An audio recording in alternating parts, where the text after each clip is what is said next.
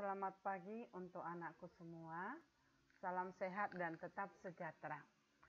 Pagi ini kita lanjuti KD kita yang ketiga, yaitu tentang penyusunan siklus akuntansi pada perusahaan jasa.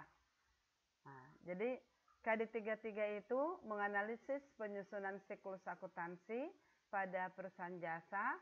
43-nya membuat laporan keuangan pada perusahaan jasa.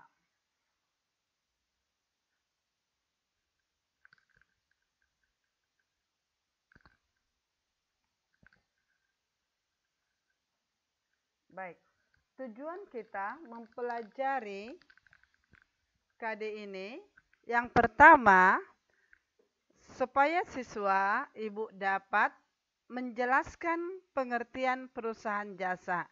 2. Mendeskripsikan ciri-ciri perusahaan jasa.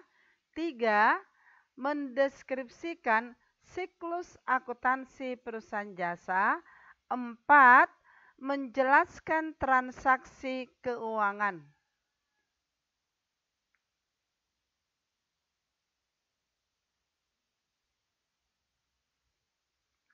Baik.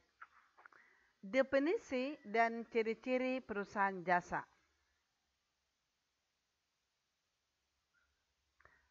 Perusahaan jasa adalah yang kegiatan utamanya memproduksi produk yang tidak berwujud dengan tujuan mencari laba. Contohnya yang dikatakan tidak berwujud, misalnya perusahaan salon, ya, kemudian perusahaan bengkel motor, bengkel mobil. Oke. Nah, jadi ciri-ciri daripada perusahaan jasa yang pertama yaitu tidak menawarkan produk yang jelas wujudnya. Oke. 2, sulit untuk mengukur standar harga pada jasa yang ditawarkan. Contohnya nak, kalau kita pergi misalnya ke bengkel motor, sepeda motor kita rusak, kita tidak bisa mengukur dari rumah, nanti bayarannya adalah 100.000. Tidak boleh, tergantung kepada keadaan nanti setelah selesai direparasi atau diperbaiki. Maka dikatakan tadi, standar harga pada jasa yang ditawarkan tidak bisa kita ukur. Jadi jasa daripada tukang bengkel juga tidak bisa kita lihat. Hanya kita bisa rasakan bahwa sepeda motor kita itu telah bagus. Oke. Nah, sekarang kita masuk kepada siklus akuntansi perusahaan jasa. Akuntansi perusahaan jasa itu memiliki tahap-tahap siklus akuntansi. Ya.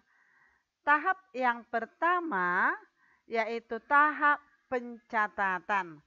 Kalau dikatakan tahap pencatatan, yaitu di sini dikatakan meliputi buku bukti transaksi, kemudian dikatakan termasuk keuangan daripada penjurnalan, tahap jurnal, dan pemindahan bukuan atau dikatakan posting. Posting itu nak, pemindah bukuan dari jurnal umum ke buku besar. Inilah tahap pencatatan. Sedangkan tahap kedua yaitu tahap pengiktisaran. Tahap pengiktisaran.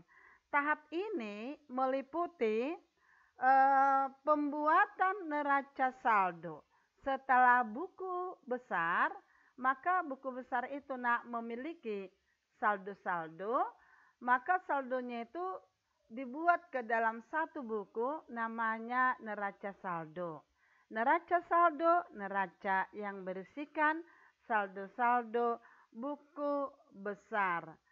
Selanjutnya, jurnal penyesuaian. Dan berikutnya adalah dikatakan kertas kerja. Tahap yang ketiga adalah dikatakan tahap pembuatan laporan keuangan. Ya. Jadi dalam tahap ketiga ini, setelah selesai kertas kerja, maka kita buat yaitu pembuatan laporan keuangan yang terdiri dari 4. 1. Laporan laba rugi. 2. Laporan perubahan modal. 3. Laporan neraca. 4. Laporan arus kas. Bisa anak-anakku pahami? Oke, kalau bisa, sekarang kita lanjut transaksi keuangan. Oke. Dalam transaksi keuangan, ada yang dikatakan bukti pencatatan. Nah, maka dalam transaksi keuangan ini ada 2 jenis. Oke. Transaksi keuangan ada 2 jenis. Yang pertama, yang pertama adalah bukti transaksi internal. Kalau dikatakan bukti transaksi internal, berarti kegiatan transaksi itu berada dalam perusahaan itu sendiri. Nah, berada dalam perusahaan itu sendiri. Ya. Oke. Sedangkan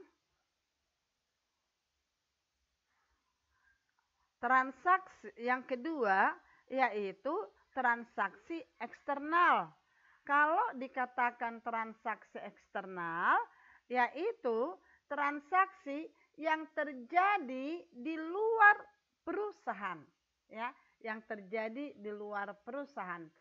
Maka kalau dikatakan tadi transaksi di dalam perusahaan, contohnya ini keputusan menetapkan sejumlah uang untuk kegiatan dalam perusahaan.